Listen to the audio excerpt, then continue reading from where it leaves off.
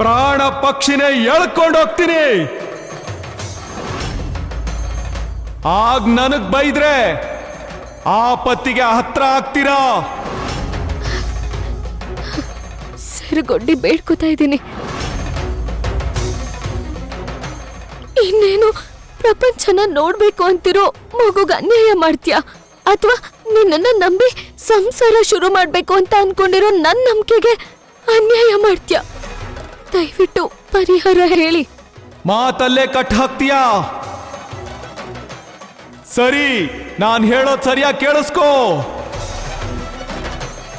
ನನ್ ನೋಡಕ್ ಬಂದಿರೋ ದಂಪತಿಗಳು ಮಡಲಕ್ಕಿ ಭಿಕ್ಷೆ ಎತ್ತಬೇಕು.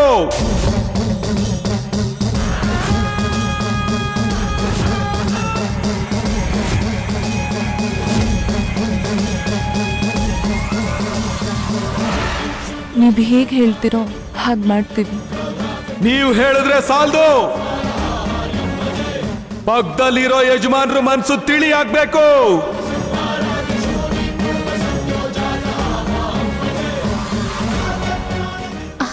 ಅವರು ಒಪ್ಕೋತಾರೆ. ಒಪ್ಕೊಳ್ಳೇಬೇಕು. ನಾಳೆ 2ನೇ ಜಾವ ಸೂರ್ಯೋದಯಕ್ಕೂ ಮುಂಚೆ ಎಲ್ರೂ ತಣ್ಣೀರ್ ಸ್ನಾನ ಮಾಡಿ ಮಡಿಯಲ್ಲಿ ದೇವ್ರ ಕೋಣೆಯಲ್ಲಿ ದೀಪ ಹಚ್ಚಿ ನನ್ನ ಕ್ಷೇತ್ರದ ಗಡಿಯಲ್ಲಿರೋ 18 ಮನೆಗಳಿಗೆ ಹೋಗಿ ಮಡಲಕ್ಕಿ ಭಿಕ್ಷೆ ಎತ್ತಬೇಕು.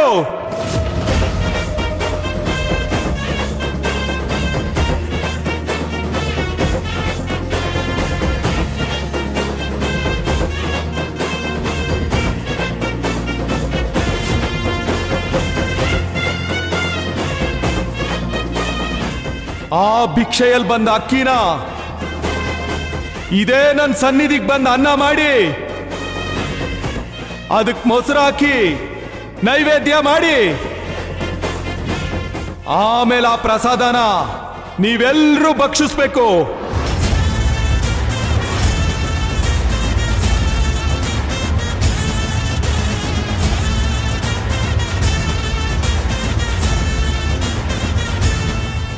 ಇದನ್ನ ಶ್ರದ್ಧೆಯಿಂದ ಮಾಡಿದ್ರೆ ಮಾತ್ರ ಆ ಮೃತ್ಯು ಗಂಡಾಂತರಗಳಿಂದ ನೀವು ಪಾರಾಗ್ಬೋದು.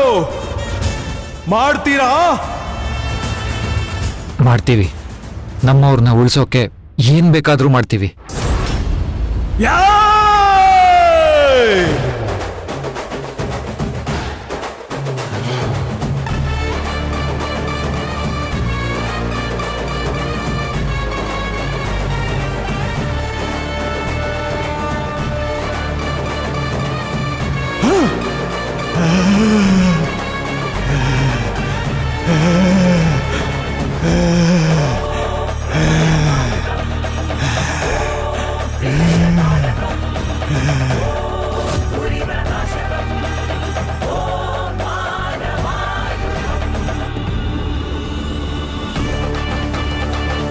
Yeah!